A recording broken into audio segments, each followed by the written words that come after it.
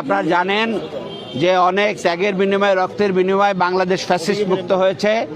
একটি নির্বাচনের পরিবেশ তৈরি করার জন্যে এত ত্যাগের বিনিময়ে বাংলাদেশ, যেটা নতুন বাংলাদেশ গঠিত হবে, সেটা হবে ন্যায় ইনসাফ ভিত্তিক কল্যাণকর একটি বাংলাদেশ, যেখানে মানুষের মধ্যে সন্ত্রাস, চাঁদাবাজি, লুটপাট এগুলো থাকবে না।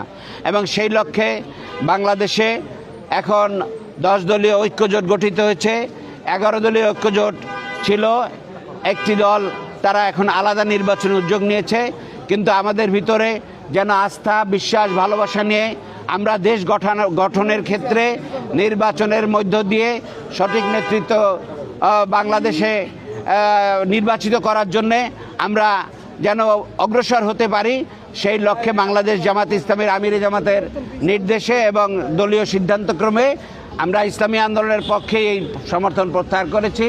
এবং ইসলামী আন্দোলনের প্রার্থী মুফতি সৈয়দ ফয়জুল করিম সাহেব, তাকে আমরা মনে করব যে এই বরিশাল 5 আসনে যারা আমাদেরকে সমর্থন করতেন তারা কাজ করবেন, ভূমিকা রাখবেন এবং তাকে নির্বাচিত করিয়ে আনার চেষ্টা, সর্বাত্মক ভূমিকা রাখবেন ইনশাআল্লাহ।